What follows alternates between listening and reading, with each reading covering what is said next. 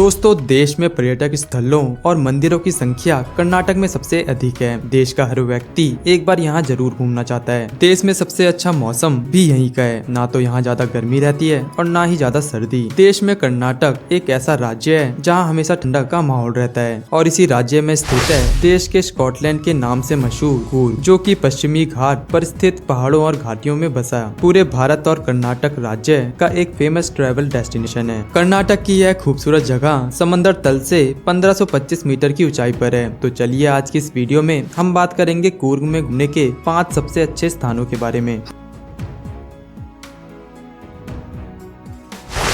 हमारी लिस्ट के पहले स्थान पर है एबी फॉल्स। दोस्तों, कूर्ग हिल स्टेशन में एबी फॉल्स मेडिकेरी शहर से लगभग 10 किलोमीटर की दूरी पर स्थित है। एबी फॉल्स को अब्बी फॉल के नाम से भी पहचाना जाता है। पूरे कूर्ग हिल स्टेशन का सबसे खूबसूरत झरना भी इसे ही कहा जाता है। यहाँ इंटरनेशनल टूरिस्ट भी भारी मात्रा में घूमने के लिए आते हैं। इस खूबसूरत झरने का पानी 70 फुट की ऊंचाई से गिरता है, जो कि यहाँ की प्राकृतिक वातावरण की खूबसूरती को 4 चांद लगा देता है। आसपास पेड़ पौधों और जंगलों की हरियाली इस झरने की खूबसूरती को और भी ज्यादा बढ़ा देती है। कूर्ग का यह हिल स्टेशन इस झरने की वजह से काफी ज्यादा लोकप्रिय है। हमारी अगली डेस्टिनेशन है टेरिएंडामोल पीक। दोस्तों, कूर्ग हिल स्टेशन की सबसे ऊंची चोटी टेरिएंडामोल पीक के नाम से मशहूर है। इसकी ऊंचाई समुद्र तल से 1748 मीटर है। इस पीक को यहाँ की सबसे ऊंची चोटी भी कहा जाता है। हालांकि यहाँ की चढ़ाई काफी कठिन है, लेकिन यहाँ चढ़ने और ट्रैकिंग के बाद यहाँ का नजारा आपकी थकान दूर कर देगा। तो इसीलिए आप जब भी कूर्ग आए तो इस जगह को एक्सप्लोर करना ना भूलें।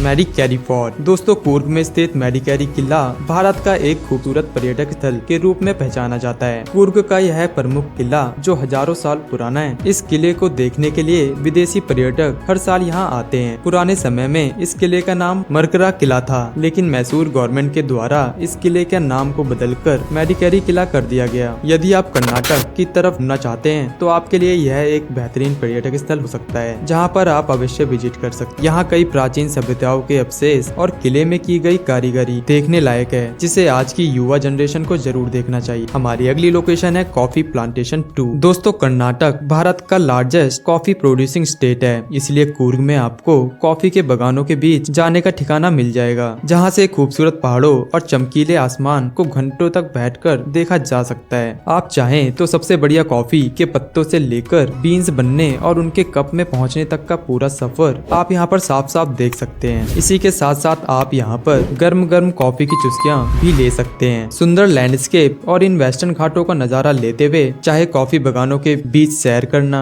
स्थानीय बेरियों और फूलों को चुनना या पगडंडियों पर चलना आपको यहाँ पर किसी मेडिटेशन से कम नहीं लगेगा। कॉफी के अलावा आप यहाँ पर काली मिर्च, इलायची जैसे बागों की सैर भी आप यहाँ कर पाएंगे।